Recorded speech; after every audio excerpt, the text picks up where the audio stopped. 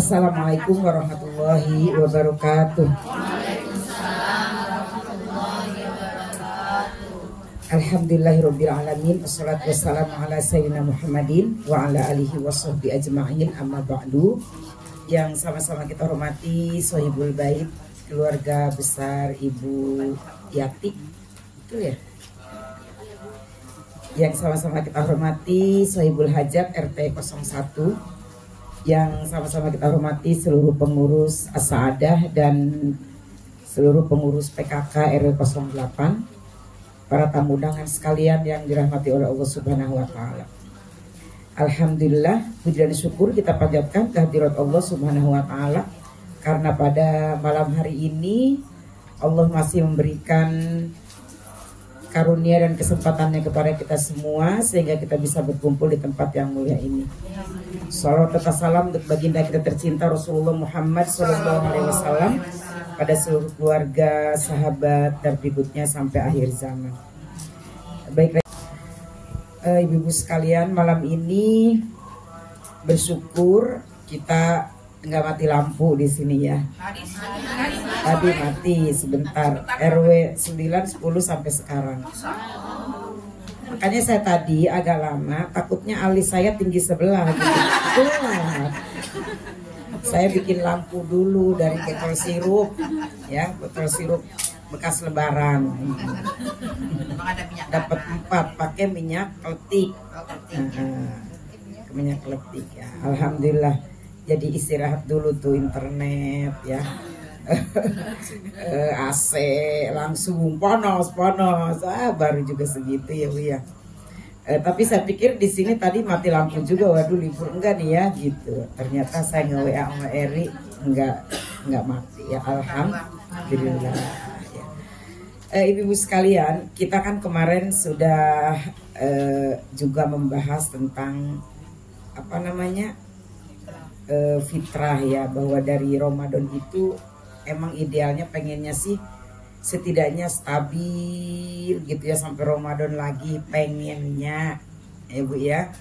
Kalau bisa mungkin dari Ramadan itu naik, Ramadan depan lebih naik, kan pengennya begitu. Tapi setidaknya mungkin ya kalau udah kita bisa datar aja, maksudnya bisa stabil aja dari Ramadan sama gitu ya, Syawal terus berikutnya sama, itu juga udah luar biasa. Makanya kita pengen sharing atau ngingetin diri kita tentang sebuah keistiqomahan ya Bu ya. Walaupun mungkin ini sering kita bahas, tapi bisa dipandang dari sudut pandang yang lain, bisa ditinjau dari sudut pandang yang lain lagi. Semoga walaupun kemasannya sama istiqomah, semoga ada yang baru dan bisa menambah kekuatan kita untuk menjaga kestabilan ibadah kita dari Ramadan yang kita gembleng selama sebulan kemarin. Ya Bu, Bismillah insya Allah. Istiqomah itu keteguhan hati di dalam menjalankan ibadah atau dalam melaksanakan perintah Allah, di dalam menjauhkan larangannya, di dalam merintis kebaikan-kebaikan, menata hal-hal yang maslahat, yang positif, kesinambungan, kestabilan, istiqomah, lurus. Untuk menjaga lurus itu yang tadi saya bilang memang agak memerlukan perjuangan yang luar biasa dari kita semua. Ya. Bagaimana sih cara agar kita bisa menjaga kestabilan istiqomah kita agar tetap seimbang, agar tetap stabil, agar tetap continue, nggak menclek gitu ya. Bagaimana caranya? Terus kita mulai, yang pertama kita harus mulai dengan keikhlasan yang bulat. Yang namanya keikhlasan itu nggak boleh setengah. Mukhlisina lahuddin. hunafa walau karihal musyrikun walau karihal kafirun. Walau karihal musyrikin walau karihal kafirin. Tetap hunafa mukhlishina lahuddin, tetap dalam keadaan ikhlas hanya demi menegakkan agama kita, hanya demi menjalankan perintah agama kita, bukan karena siapa-siapa. Ngaji ke sini hanya demi perintah agama kita. Ngaji ke sini lurus hanya demi menjalankan syariat agama kita tentang tolabul ilmi. Itu harus kita cek lagi keikhlasan kita. Lurus hunafa. Walaupun kadang-kadang orang musyrik nggak suka. Orang musyrik itu siapa sih? Orang yang mencari penilaian lain selain penilaian dari Allah. Orang yang mencari pahala atau balasan lain selain balasan Allah. Allah, udahlah. Orang bunda lainnya juga mati lampu, paling nggak datang. Berarti kan dia bukan karena Allah kan mencari penilaiannya kan? Masuk dalam kategori musyrik nggak kalau secara harfiah? Masuk kan? Karena bukan karena Allah. Iya. Walau karihal kafirin, walau karihal kafirun, walaupun tidak disukai oleh orang kafir, tetap datang. Orang yang kufur secara harfiahnya bukan hanya kafir yang di luar agama kita, tapi kan kita juga suka kufur kan. Nih teman kita nih lagi WA-an nih asik. Sebentar ya, gue mau ngaji. Alah lu, baru juga WA-an. Bener gak Bu? Libur aja lah, cuman sekali doang. Ini lu kan rajin ngajinya. Udahlah, tanggung nih, gue ada berita bagus nih. Baru WA-an tuh. Nah dia kan yang ngomong kayak gitu kan termasuk orang yang kufur kan? Kufur apa? Kufur nikmat. Dia dikasih kesehatan sama Allah tuh gak mau jalan. Nah ini yang mau berangkat nih, karena dia sudah ikhlas meluruskan diri, dia melakukan ngaji, dia melakukan thalabul ilmi itu lurus cuman karena Allah, karena perintah agama, karena perintah syariat. Walaupun gak suka tuh temennya tuh tadi yang lagi nge-WA, lu mah gitu gak asik, kan gak suka kan? Tetap aja jalan. Nah emang buat istiqomah itu susah kayak gitu tuh. Keikhlasan kita harus benar-benar kita kuatkan. Itu yang pertama Bu. Kenyataan kan Bu ya. Belum lagi anaknya yang minta bikin mie goreng kan gitu kan. Nah kayak gitu. Akhirnya kan ya baru juga mama mau berangkat ada aja tuh. Susah untuk menjaga keistiqomahan itu susah. Kayak gitu. Ya Bu. Belum lagi suami yang baru pulang kerja. Ya, kata ibu-ibu, saya nggak ngaji. Kenapa? Habis papanya baru pulang. Tadi saya bilang hunafa, bukan kunafa Bu. Kalau kunafa kan kue Turki ya. Oleh-oleh tuh, permen ya. Tetapkan tujuan yang jelas. Kalau mau istiqomah dalam menjalani apapun, nggak cuma beribadah, nggak cuma ngejalin agama, enggak. Istiqomah dalam hal apapun harus punya tujuan. Kalau nggak punya tujuan, susah bagaimana kita bisa jalan lurus. Ibu-ibu ketemu saya di jalan. Ibu mau kemana? Nggak tahu nih ibu mau kemana. Kan gitu. Itu kira-kira kalau kayak gitu bisa lurus nggak jalannya? Ya enggak lah. Nggak jelas tujuannya. Kalau udah tujuannya jelas, pasti jalannya lurus dan pasti sampai. gitu Bu. Ibu-ibu punya tabungan nggak? Punya. Buat apa? Nggak tahu. Pokoknya kalau udah ada uang mah buat apa aja, nggak jelas. Akhirnya tuh tabungan, ada tukang kasur lewat tuh malam-malam, kasur. Sekarang masih ada nggak sih? Ih, zaman dulu benar, ya kan? Awal-awal kita di Medang ingat nggak? Terus yang nggak bisa ditawar kan? Jadi pas begitu ditudurin abruk gitu, bener ya? Iya. Dulu banyak banget, saya masalahnya pernah beli. Jualnya kayak keburu-buru gitu Bu. Oh segini gitu. Ternyata ditudurin langsung gubrak. Bagus ininya sama kemasannya gitu kayak bener aja. Malam-malam selalu jualannya malam. Sekarang nggak ada ya. Itu punya celengan nggak jelas gitu. Makanya waktu itu kan saya ngajarin nih celengan kurban dikasih gambar kebo sapi, ya kan? Nih celengan umroh dikasih gambar Ka'bah, kan gitu. Harus ada tujuannya, ya. Supaya istiqomah, supaya lurus, nggak manclak-menclek. Baru dimasukin ke celengan, korek lagi. Kayak itu namanya manclak-menclek. Kenapa? Nggak punya tujuan. Ya kan?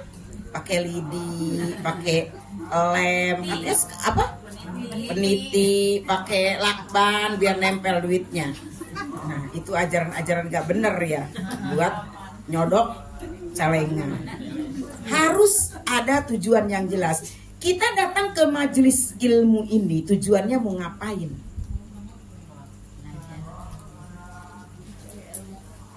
Cari ilmu, bagus. Berarti kalau cari ilmu bawa buku, bawa pulpen. Kenapa? Kita diingatkan ilmu itu katanya al ilmu kasoid. Ilmu itu seperti binatang ternak. Qaid suyudaka, ikat binatang ternakmu bil kitabah dengan tulisan. Tuh. Jadi ilmu itu seperti binatang ternak. Kalau nggak diikat ngabrak-ngabrak. Tahu ngabrak-ngabrak? Lari-lari. Ngerti di sini jelas banget nih ya. Saya menulis urutan dari 1 sampai 12. Nomor 1 apa, Bu? 2 nanya. 3 nanya. 4 nanya. Terus gulung tikar nih. Tugas. Habis gulung tikar lupa lagi. Apalagi sampai rumah udah lupa. Ikat ternakmu dalam arti kata ilmumu dengan apa? Tulisan. Jadi kalau lupa bisa dibaca. Kalau nggak ditulis di buku, di HP. Tapi sampai detik ini saya hampir tidak pernah nulis di HP kecuali untuk yang catatan-catatan yang benar-benar menulis untuk buku gitu. Tapi kalau untuk catatan-catatan saya lebih baik nulis di buku. Giran error nggak bisa dibuka, susah, bener nggak Bu? Saya pernah naro tiket di sini di HP. Ada Bu Freddy nggak sama Bu Freddy? Sama siapa? Udah kelihatan sih. Kemarin di musola juga nggak ditoleh. Serius saya nggak ngeliat. Serius. Saya masuk tadi nggak ngeliat.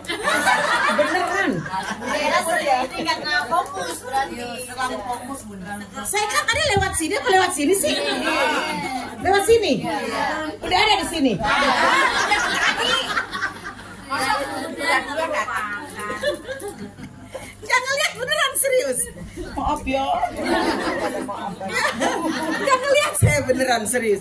Di waktu di Thailand ya. Naruh di sini kita nggak punya apa namanya? Nggak punya apa tuh? Paket. Terus nggak bisa buka internet bandara, nggak bisa dikonek. Bingung. bingung. Ya akhirnya ya sampai dakdikduk ya usaha lah nyari. Akhirnya terbuka juga bisa gitu. Termasuk kita datang ke sini tujuannya apa? Tolabul ilmi. Ya kalau tolabul ilmi artinya kita pengen banget dapat ilmu. Ya siapkan dong. Kalau mau ke sawah bawa cangkul, bawa arit kan gitu ya. Mau tolabul ilmi cangkulnya apa? Pulpen, bawa arit, bawa buku dan lain sebagainya. Mencatat di HP kalau memang mau di HP setidaknya. Atau mau apa? Saya mah mau silaturahim aja ya udah. Berarti tujuannya silaturahim. Alhamdulillah silaturahimnya dapat. Terus mau apa? Ya saya mah sekalian lagi utang tuh sama tetangga saya. Ya. Pas kesini orangnya nggak ngaji kan agak kecewa juga itu ya. Gitu. Tetapkan tujuan. Yang pasti kalau tujuan itu sudah ditetapkan, pasti akan nyampe walaupun perlahan. Ya. Tapi yang pasti dari semua tujuan yang kita lakukan di dunia ini, tujuan akhirnya pasti mencari ridho Allah. Mencari ilmu dalam rangka ridho Allah. Silaturahim dalam rangka mencari ridho Allah. Semoga kita hadir ke sini selalu istiqomah pada setiap malam Jumat karena punya tujuan. Tujuan itu harus jelas. Kenapa di sekolah ada tujuan instruksional khusus, ya kan? Tujuan instruksional umum dan lain sebagainya ada ditetapkan supaya tercapai jelas. Nanti dari tujuan itu kan ada dijabarkan langkah-langkahnya apa, ya kan? Kisi-kisinya apa, kurikulumnya seperti apa. Sama, semua juga hidup seperti itu. Kalau jelas tujuannya, insya Allah akan sampai. Walaupun kadang-kadang kita berkali-kali pindah mobil, tapi tujuannya kemana? Mau ke Garut. Naik Grab dulu ke Cisauk, dan Cisauk naik kereta dulu ke Tanah Abang, dari Tanah Abang naik lagi. Tapi jelas tujuannya mau ke Garut. Walaupun berpindah-pindah. Seperti itu ya Bu ya. Oke, itu namanya istiqomah. Gitu. Terus selanjutnya, mulai dari hal-hal yang kecil. Ketika kita ingin istiqomah, jangan langsung mencari atau melakukan hal-hal yang besar. Ini mungkin udah pernah saya colek juga, udah pernah saya singgung hal ini.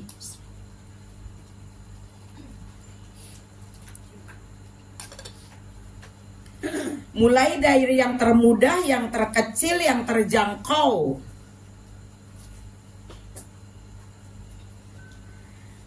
Jangan ujug-ujug one day one juz, padahal nggak pernah baca Quran.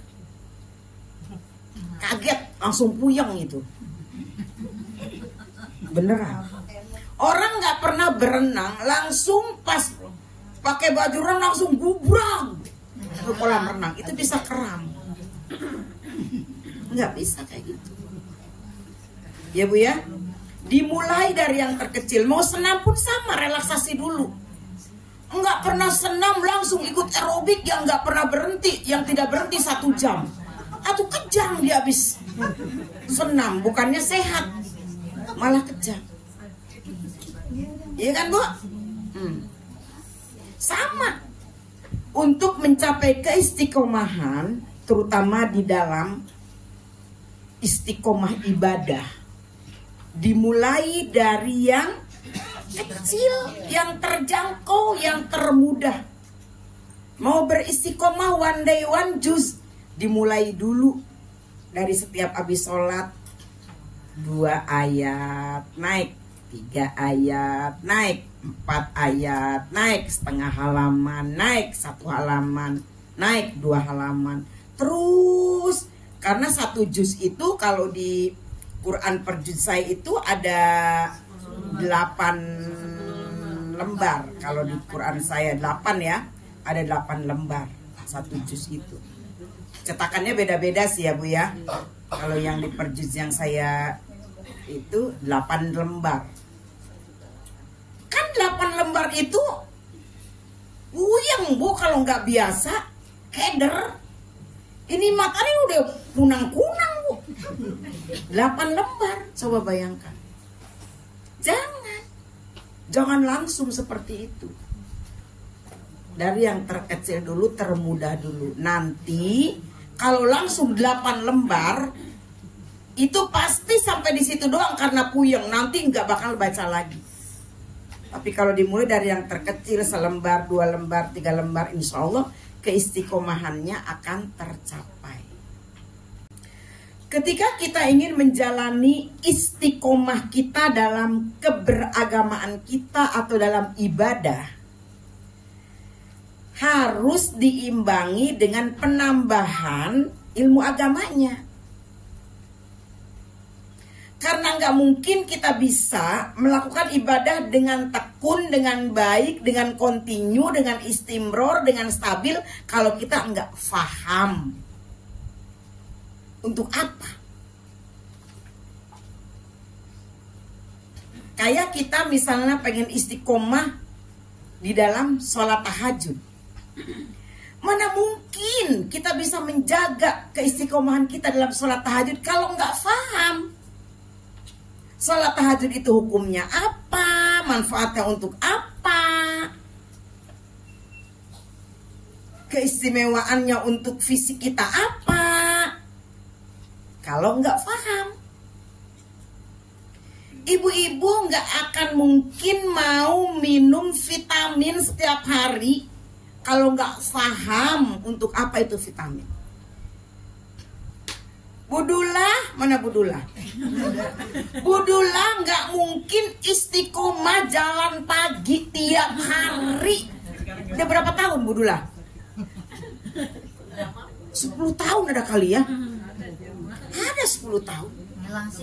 Kalau nggak paham manfaatnya, lah karena saya kagak paham manfaatnya. Jadi ngelakorinnya setahun sekali. Kalau Budullah kan hebat ya. Itu contoh istiqomah loh. Ya kan? Benar. Maaf ya Budullah ya. Ini contoh. Karena Budullah paham. Buat fisik jadi seger Budullah ya. Jadi kuat. Jadi langsing mah bonus ya. Luar biasa. Itu karena paham.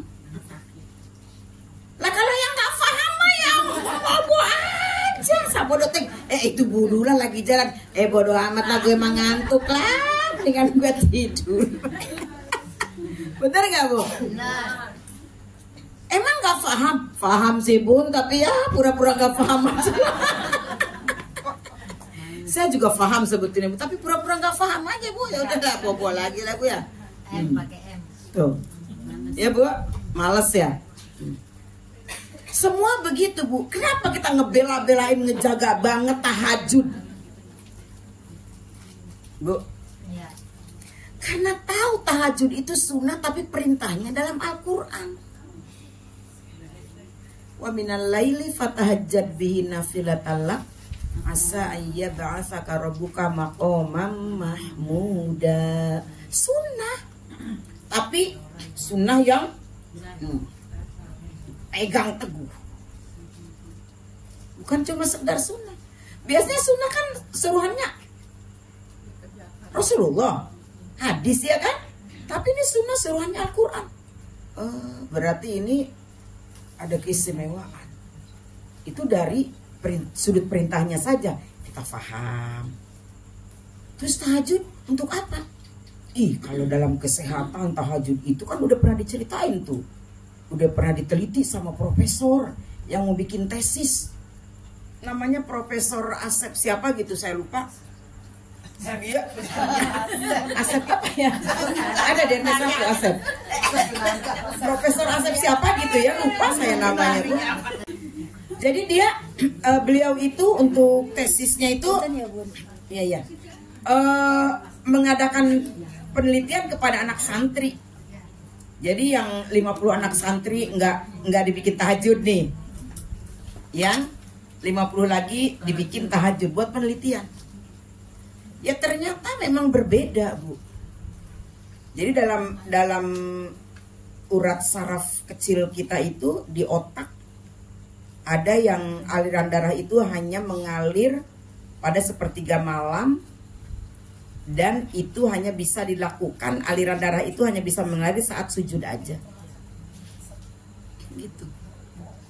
Saat nggak sujud nggak, dan bukan selain sepertiga malam nggak berfungsi kayak gitu. Itu yang saya baca, mohon maaf kalau salah. Artinya kan di situ ada sesuatu yang nggak cuma sekedar sholat, nggak cuma sekedar sholat. Dan berarti juga kan sujudnya itu kalau darah kita pengen ngalir, berarti agak lama kan? Dan biasanya sujud yang agak lama itu ya memang di tahajud. Karena kita biasanya kalau tahajud itu suka mintanya banyak gitu. Beda sih kalau sujud sholat duhur mah ya, yang mau padangan udah nungguin gitu kan ya. Udah mulai nih kayaknya nih abis lebaran. Ada aja gangguan, mau istiqomah tuh ada aja gangguan. Tukang batagor lewat lah, somai. Ada aja. Apalagi di rumah ada cucu, ada anak, tetangga manggil-manggil, ada aja. Tapi kayaknya tahajud itu yang paling tahu ilmunya, tambah ngeresep. Apalagi saya bahasa kalau buka makom Mahmuda. Dengan tahajud Allah akan angkat kita ke makom yang terpuji. Makom yang terpuji itu kan saya juga sudah menjelaskan sih. Tapi ntar kalau saya tanya ibu-ibu belum karena itu. Makom Mahmuda itu bukan cuma sekedar lulus ujian. Kan biasanya kita anak lagi ujian, emaknya rajin tahajud gitu kan ya, mensupport. Terus pengen ini tahajud, pengen itu tahajud gitu. Nggak cuma sekedar kebutuhan materi. Makom Mahmuda itu tempat terpuji di mata Allah Subhanahu wa Ta'ala, yang tidak hanya di dunia tapi juga di akhirat kelak. Nambah lagi pengetahuannya, berarti tambah kuat tahajudnya kan, keinginannya kan. Jadi dia untuk mempertahankan tahajud itu ya memang perlu ngerti, perlu tahu gitu. Seperti itu ya, Bu. Jadi ada pengetahuan yang masuk ke dalam diri kita. Mau ngapain aja agar istiqomah. Orang senam, ya Bu, padahal mas senam itu capek, tapi istiqomah. Kenapa? Tahu tujuannya. Orang puasa, orang sedekah, istiqomah, tahu tujuannya. Ya, jadi harus tahu tujuan dan ada ilmu. Kenapa dia bersedekah? Kenapa dia senam? Kenapa dia jalan pagi?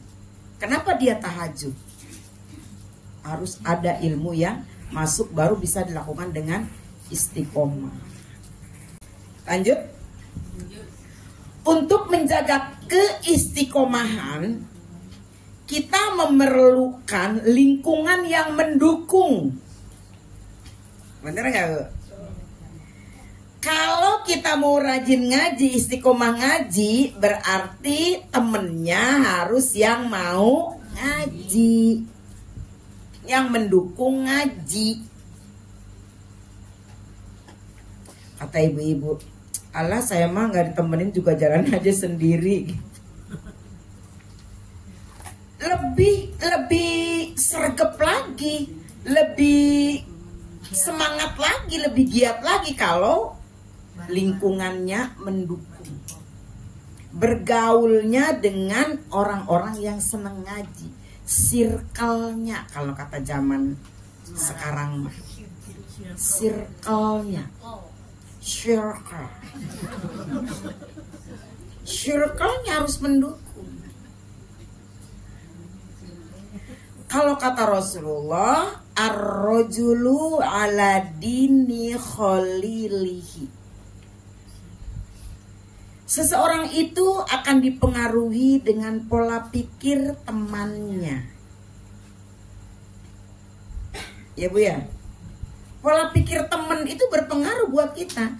Kita berteman dengan yang rajin ngaji, akan ke bawah rajin ngaji. Kita berteman dengan yang rajin makan akan rajin makan. Kita berteman dengan orang yang rajin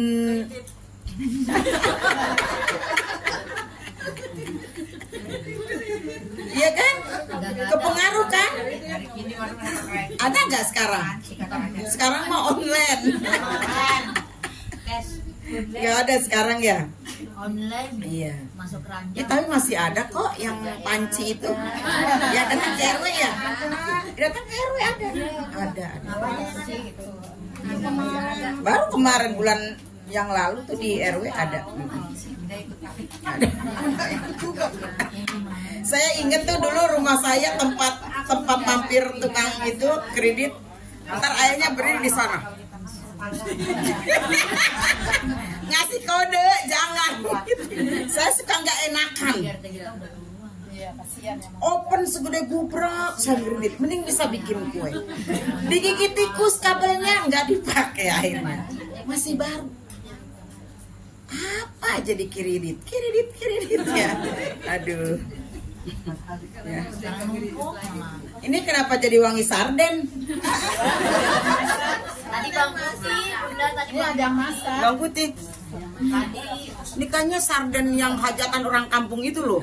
Enak bener yang segede-gede gini. Sebetulnya banyak faktor yang bisa membangun kita agar kita bisa menjaga keistiqomahan kita. Cuma kadang faktor-faktor itu juga dihantam oleh gangguan-gangguan. Bener nggak Bu? Iya betul. Di luar. Gangguan-gangguan. Apa sih yang bisa mengganggu keistiqomahan kita? Faktor yang bisa mengganggu keistiqomahan kita. Kita sih udah pengen banget lurus, udah pengen banget lah tegak, udah pengen banget lah mencapai tujuan, udah pengen banget lah sedikit demi sedikit agar terus bisa meningkatkan baik ibadah maupun yang lainnya. Tapi faktor itu kadang yang nggak bisa kita enyahkan, yang nggak bisa kita lawan. Apa faktor yang bisa mengganggu keistiqomahan kita? Yang pertama diantaranya, kita masih punya hawa nafsu. Bener nggak Bu? Hawa nafsu itu yang selalu menantang. Menantang dan menentang beda loh Bu. Hawa nafsu itu yang suka selalu mental. Ya, mental. Ya kayak kita sekarang malam ini mau datang mumpung cerah nih. Ini kayaknya nggak terlalu banyak seperti biasanya ya. Ini cuman ada 350 orang ya. Biasanya kan 725 ya. Belum panas. Iya, baru pembukaan ya malam ya. Nggak apa-apa, biasalah. Perdana, nggak apa-apa. Ya pengen datang gitu, tapi hawa nafsunya bilang baru pembukaan. Paling-paling juga pembukaan RT-nya doang. Petugasnya doang. Itu hawa nafsunya kan bilang gitu kan? Ada aja gitu. Iya, udah lagi yang ceramah gitu. Bosan. Bu, Ibu, hawa nafsu menentang terus. Kita kan bukan malaikat ya Bu ya. Kalau malaikat kan disuruh sujud, fasajadu, ya kan? Sujud. Disuruh ruku. Kalau kita makan, entar. Kenapa sih harus ruku? Kenapa sih harus sujud? Kenapa sih harus begini? Kenapa sih harus begitu? Besok aja lah. Nanti aja lah. Ini dulu lah. Nah, itu faktor yang pertama. Dari diri kita sendiri, bukan dari orang lain. Yang menghalangi dari diri kita sendiri. Bagian istiqomah nih, tahajud. Aduh, tadi habis pergi capek banget gitu ya, sampai nggak bangun. Nah, gitu. Pengen banget dibaca Quran nih. Aduh, ini matanya udah sepet nih. Gitu. Saya kemarin udah bilang ya ke ibu-ibu ya di musola, udah bilang belum sih Bu? Ya mudah-mudahan sih belum. Padahal saya udah bilang berkali-kali, ketika kita ingin ngobrol dengan Allah, apa yang kita lakukan? Kita sholat. Kita pengen ngobrol sama Allah, kita sholat. Sholat, kita yang pengen ngobrol sama Allah.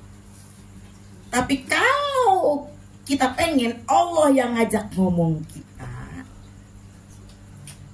baca.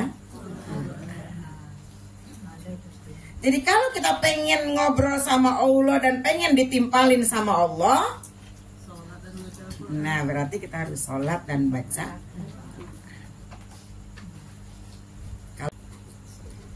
Kalau kita nggak lagi malas baca Quran, apapun alasannya, apapun dalihnya, sebetulnya bukan kita yang malas, sebetulnya bukan kita yang nggak kepengen baca Quran, tapi Allah yang nggak mau ngobrol sama kita. Katanya gitu, Bu. Serem banget kan? Serem banget kan, Bu? Kan kita nggak pengen baca Quran nih. Aduh, di rumah biasanya tiap abis sholat ya, ini kenapa sih ngantuk banget sih gitu kan. Alasannya ngantuk kan? Alasannya malas, capek. Apapun alasannya sebetulnya itu bukan alasan kita, tapi karena Allah yang nggak pengen ngobrol sama kita. Kira-kira enak gak sih, Bu? Kita nggak diajak ngobrol sama temen aja nggak enak. Tadi kata Bu Pradi kemarin nggak disapa. Iya kan? Kiri mulu. Iya kadang. Iya ya. Kadang-kadang saya tuh suka ngelihat ke sini melulu. Kadang-kadang ngelihat ke sono mulu gitu. Tapi saya emang kebiasaan ngeliat ke kiri kayaknya deh. Bener gak sih, Bu? Tapi ini ke kanan. Tergantung apa nih ya? Pindah ini ke kiri. Oh iya. Iya ya. Ke kanan. Itu apa yang mempengaruhi ya kira-kira ya? Ntar perlu diteliti itu ya. Maaf ya. Kita kalau nggak diajak ngomong sama Allah gitu, aduh nggak enak banget. Kita nggak diajak ngomong sama suami, kenapa ya? Pasti kan kita bertanya-tanya ya, Bu ya, salah kita apa? Nah ini yang nggak pengen ngomong sama kita adalah Allah.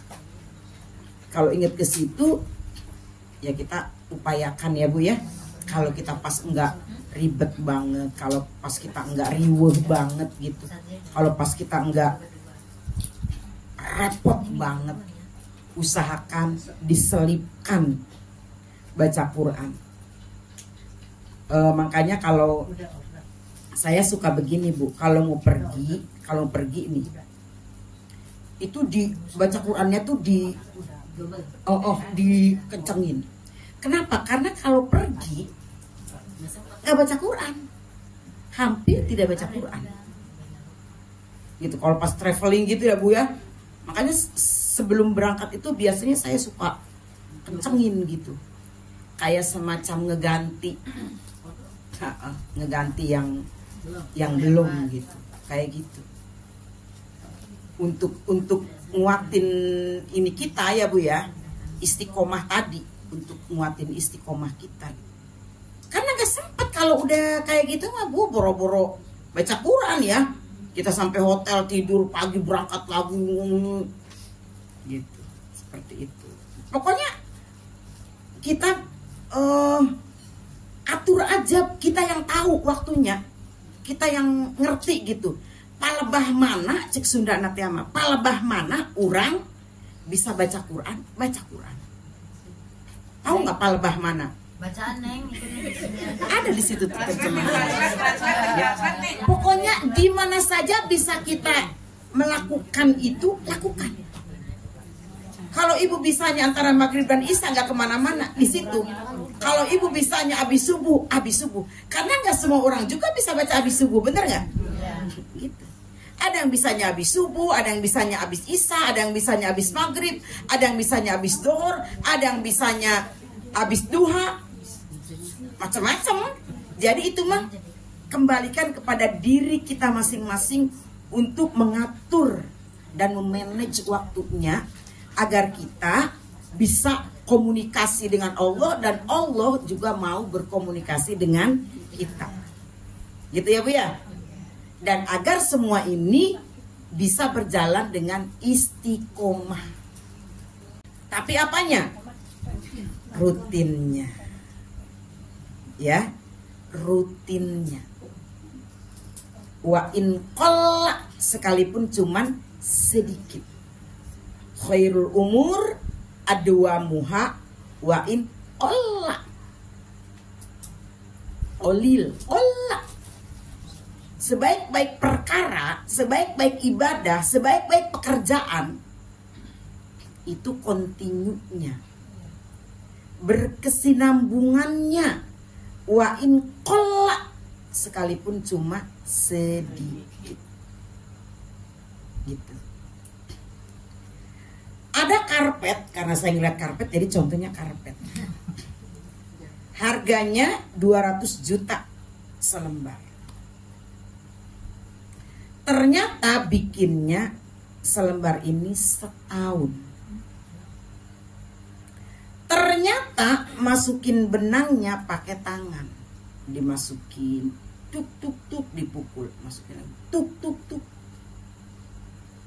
Kalau kita yang bosenan, gimana bisa ngebentuk bunga gini gitu ya? Dimasukin, dipukul lagi pakai palu. Setahun, bayangin setahun. Bikin karpet satu pantesan harganya mahal. Saya ngejahit baju ceritanya nggak mau pakai mesin, mau pakai tangan. Jadi pakai tangan. Jalur awal pakai tangan, cucut, balik lagi cucut. Jadi biar seperti dijahit mesin 2 kali. Gini kan, balik lagi, balik lagi. Sejalur yang kanan bener, yang kiri pengen cepat selesai, dijulur-julur aja mas saya bosen. Padahal cuma baju kalong doang yang dijahit sini sama sini udah. Itu yang rapi yang sebelah, yang sebelahnya jelujur. Kan nggak istiqomah Bu. Saya nggak habis pikir itu orang Nini duduk di depan pembuatan karpet setahun kayak kita kerja duduk menghasilkan karpet yang luar biasa. Kalau nggak istiqomah, nggak jadi. Jadi bukan perkara brok sekaligus enggak. Itu kan selembar benang kan Bu, dimasukin sama ibadah kita juga seperti itu. Ya Bu ya. Bu, lanjut. Tadi yang pertama apa? Godaan hawa nafsu. Dari mana biasanya datang? Dari sendiri. Dari diri kita sendiri. Yang kedua, pengaruh lingkungan yang negatif. Nah tadi kayak temen gitu ya, kayak temen.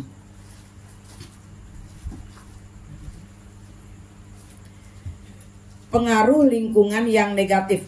Lingkungan yang negatif itu ternyata sekarang bukan cuma manusia, bisa juga non manusia. Saya katakan non manusia. Nah, iya kan? Lingkungan, ya saya katakan aja lingkungan ya. Pengaruh. Bisa yang bernyawa, bisa yang tidak bernyawa. Seperti lingkungan seperti pengaruh media sosial. Ya Bu ya. Itu sangat berpengaruh untuk membuat kita tidak istiqomah. Itu. Selain lingkungan yang berupa manusia, lingkungan yang berupa non manusia. Ternyata justru banyak sekali menjadikan kita berkurang di dalam menjalani ibadah. Gitu Bu.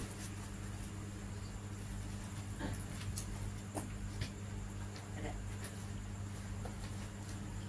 teknologi, media sosial, kecanggihan ya teknologi. Mungkin manusia temen lebih sedikit pengaruhnya, tapi yang paling berpengaruh ini. Waktu kita sholat witir, sholat isya tadi, sholat isya ya kalau nggak ngaji nih, habis witir, oh udah gini. Di rakaat ketiga, nafsu kita ngomong, pokoknya habis sholat nggak pakai zikir lagi, langsung tidur ngantuk banget. Ya Allah. Udah ngomong nih si penggoda nih dalam diri nih, ini mas saya, bukan ibu-ibu. Itu di witir rakaat ketiga. Pokoknya untuk yang ini nggak mau zikir lah gitu, udah langsung gitu. Si dia ada di situ kan? Si dia. Ya. Cuman ngecek WA ya, takut ada Informasi. takut ada jadwal belum dicatat gitu. Ngerembet kemana-mana, ngintip ini dulu lah TikTok, ngintip IG dulu. Akhirnya ini mata merem nggak? Ternyata sampai jam sekian. Wirid mah enggak. Mata mah melotot lagi.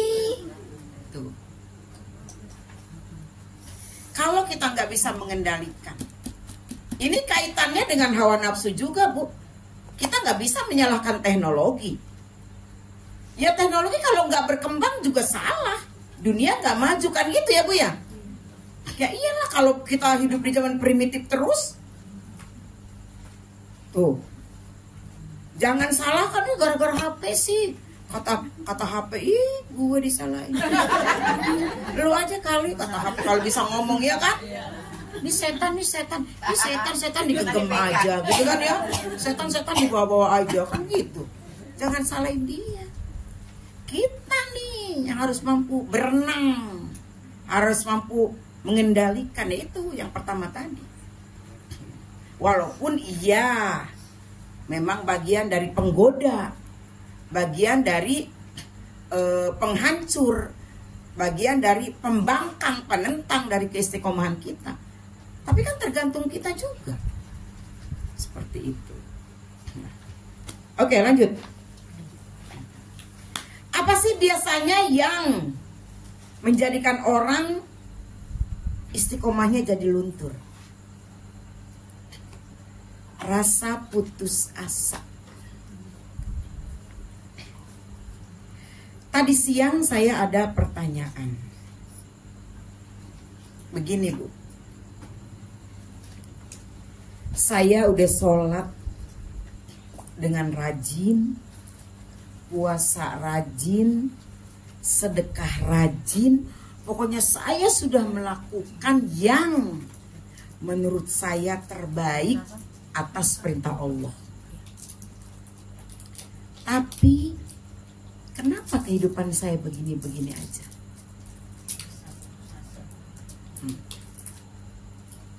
Dia sudah sampai pada garis putus asa. Ya kan, Bu? Ya. Kenapa saya begini-begini aja? Saya rajin baca Quran, rajin. Sholat sunnah semua saya jalanin. Sedekah semaksimal saya punya, saya sedekah, berbagi. Tapi kenapa kehidupan saya begini-begini aja? Bu, ya. Kalau saya tanya ke ibu-ibu, kalau ibu-ibu nanya itu ke saya tanya balik ini. Kenapa kehidupan saya begini-begini aja? Terus ibu mau yang bagaimana? Kalau saya tanya balik begitu, ibu jawab apa?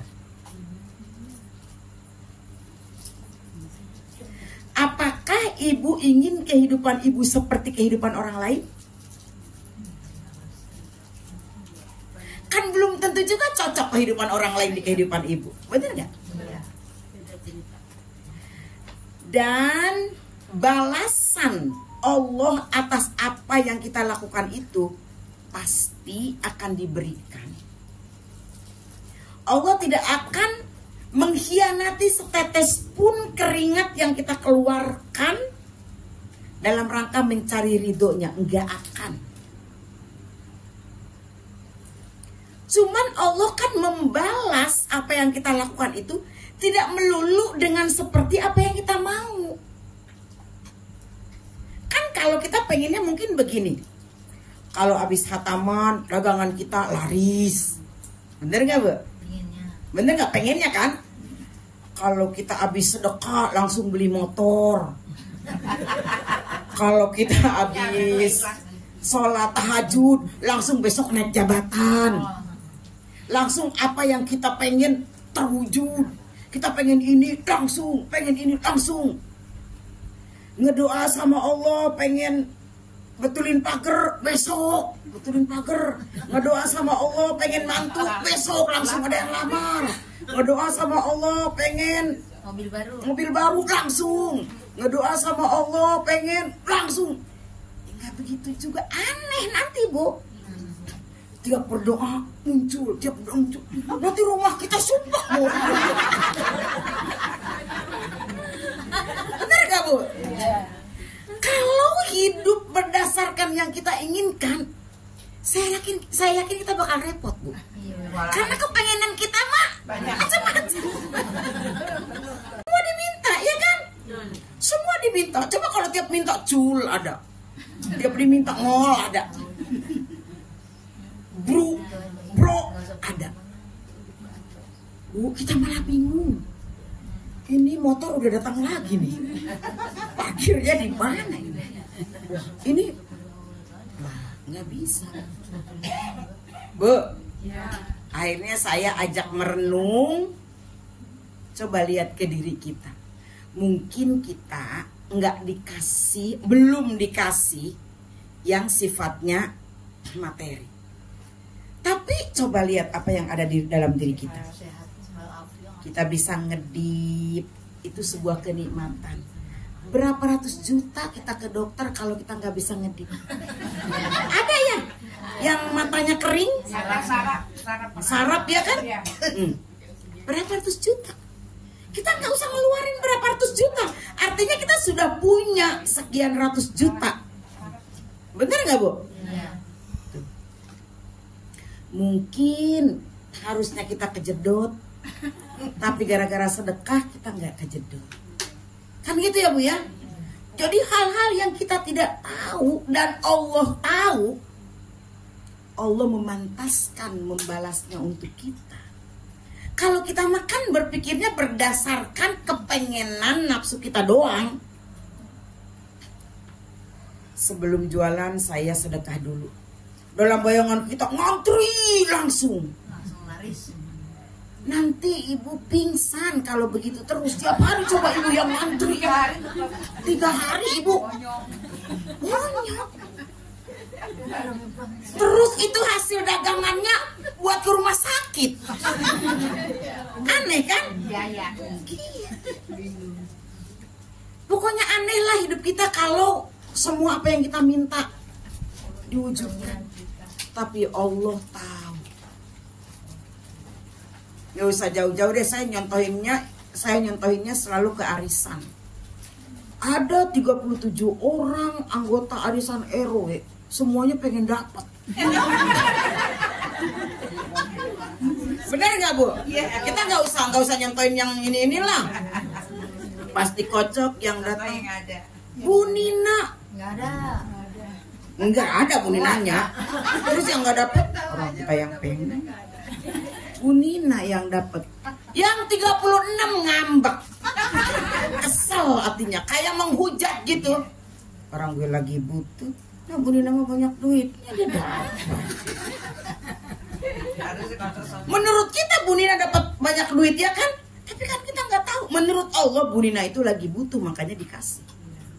Menurut Allah kita belum butuh-butuh banget, masih bisa ditolerir. Jadi kita belum dapat. Gitu, Bu. Ya, yang 36 pada marah. Ayo Bu, baksonya dimakan. Nafsu.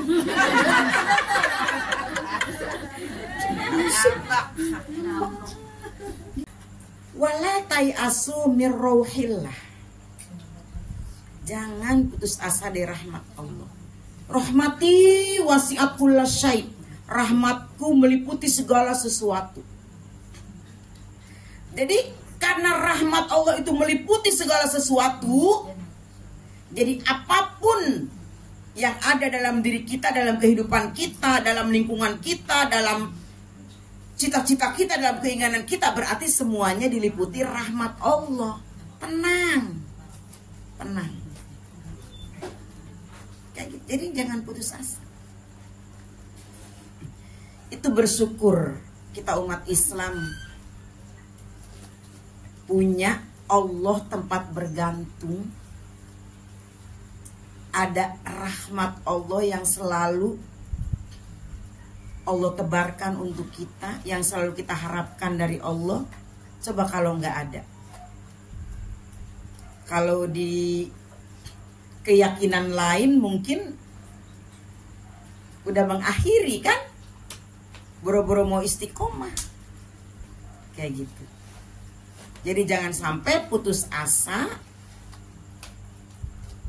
menenggelamkan kita untuk tidak istiqomah. Jangan sampai gara-gara tadi saya padahal udah begini kok saya masih begini aja. Ternyata di balik itu Allah telah memberikan kepada kita karunia dalam bentuk yang lain. Sehat, ya kan?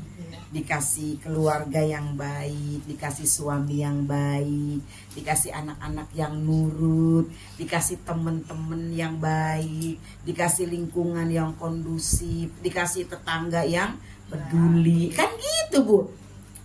Harus mikir ke sana juga loh, Bu. Nggak melulu urusan uang. Ya. Nggak melulu urusan uang. Tapi kalau kita kupas ngobrol satu-satu kita ngobrol, pasti semua orang punya masalah. Bener gak, Bu? Ya. Iya. Jadi jangan ngerasa saya doang. Padahal saya udah begini, saya doang. Mungkin dia merasa seperti itu, diuji dari sudut itu.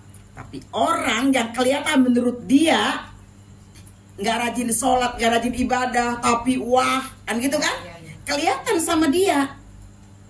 Tapi kita tidak tahu di balik itu, iya kan? Ada apa? Kan gitu. Sama. Semua orang Allah beri keistimewaan, semua orang Allah beri kekurangan. Semua orang Allah beri kesuksesan. Di satu sisi, di banyak sisi, semua orang Allah kasih ujian. Gitu. Ya. Jadi, kalau kita ingin menjaga keistiqomahan kita, hindari yang namanya putus asa. Semangat terus. Nanti ada saatnya kita menemukan. Capek nih, udah ngelakuin ini terus. Kita naik ke Gua Hiro. Kemarin naik ke Gua Hiro. Duduk. Napasnya duduk. Naik lagi. Duduk lagi. Naik lagi. Duduk lagi. Kayaknya nggak mungkin. Ternyata begitu sampai di atas, wah, menemukan sunset yang luar biasa dan bisa napak tilas Rasulullah SAW dulu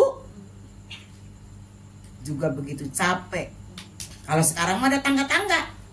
Dulu Rasulullah batu-batu ya kan, terjal. Terus. Seperti itu.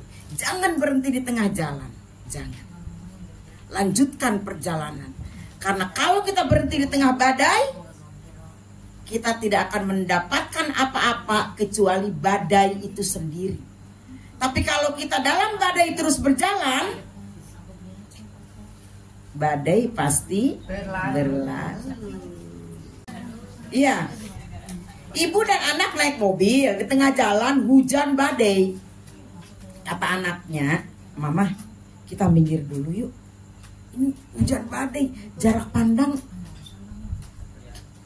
dikit banget, cuman 2 meter mah. Takut terjadi apa-apa," kata si anak. "Kita minggir dulu." Lanjut, kata mamanya. "Tapi mak, ini mata nih." Lanjut, kata mamanya. Lanjut. Pelan-pelan aja, kata mamanya. Pelan-pelan. Sedapatnya mata memandang, pelan-pelan aja.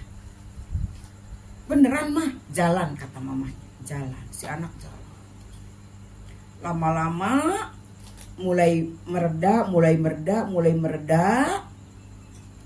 Terang, cerah, indah.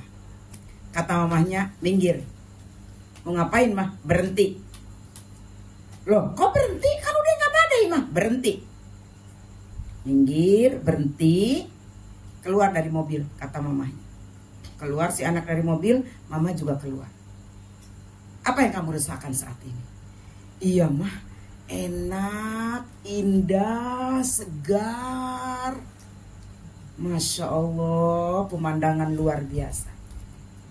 "Itu karena kamu mau melewati badai tadi. Coba kalau kamu berhenti di tengah badai, mau ngapain?" Kata si mama.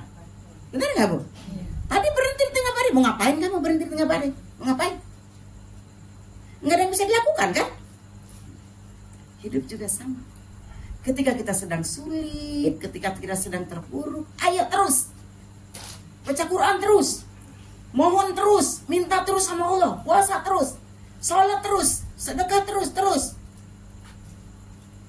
Kalau berhenti kamu ngapain? Di tengah badai. Terus. Nggak mungkin kan badai terus kan? Ya tadi juga hujan di Pagedangan sampai Medang, cerah. Kan gitu kan? Nanti setelah badai berlalu kamu bisa menikmati. Iya juga ya, kata anaknya gitu. Ya. Jadi tidak boleh putus asa. Putus asa hanya membuat kita putus juga dalam menjaga keistiqomahan kita. Bu, hidup itu pasti akan mencapai ke titik jenuh. Apalagi dalam urusan kebaikan, urusan ibadah pasti. Yang menurut kita, oh dia mah ustazah, oh dia mah ahli ibadah, pasti pernah mengalami yang namanya jenuh. Bosan. Boleh nggak sih nggak tahajud? Mungkin ada di titik itu. Boleh nggak sih nggak duha? Mungkin ada di titik itu. Ini juga harus hati-hati, karena itu bagian dari tantangan istiqomah. Berarti gimana caranya kalau kita sudah sampai pada titik jenuh atau bosan? Bu, gimana?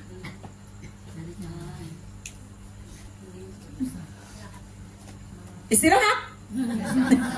Berarti istirahat, nggak sholat lagi dong, udah jenuh gitu kan ya.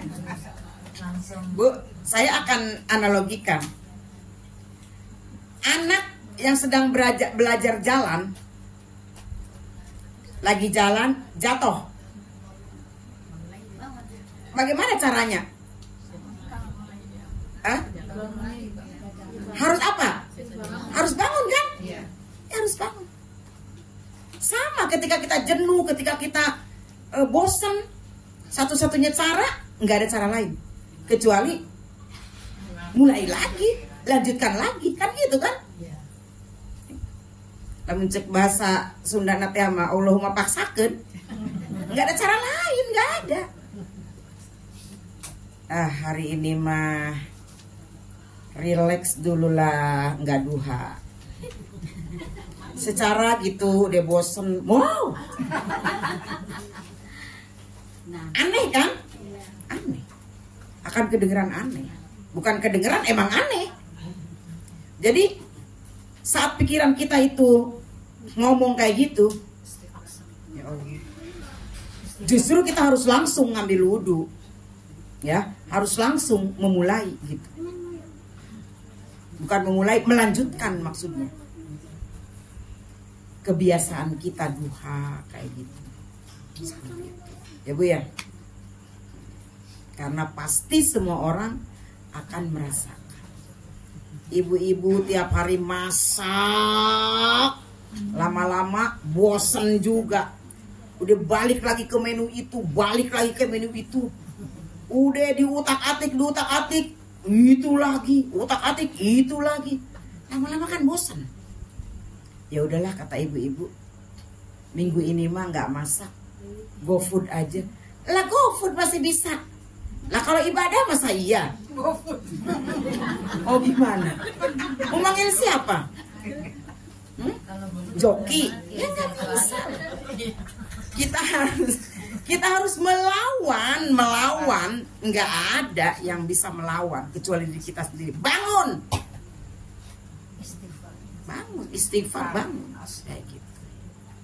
Ya Bu ya, itu aja mungkin Bu ya. Jangan banyak-banyak, nanti Bu jenuh, bosan. Kalau bosan gimana? Lawan. Bosan lihat daerah lagi, lawan. Jadi datengin, cara ngelawannya datengin ya Bu ya.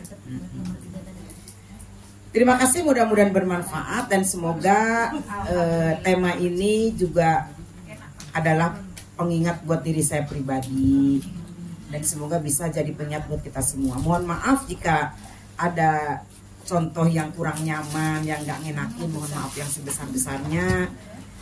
Semoga kita senantiasa diberikan keistiqomahan oleh Allah Subhanahu wa taala untuk selalu menjaga kebaikan-kebaikan baik dalam rangka hablum minallah ataupun hablum minannas. Sekali lagi mohon maaf. Assalamualaikum warahmatullahi wabarakatuh. Waalaikumsalam warahmatullahi wabarakatuh.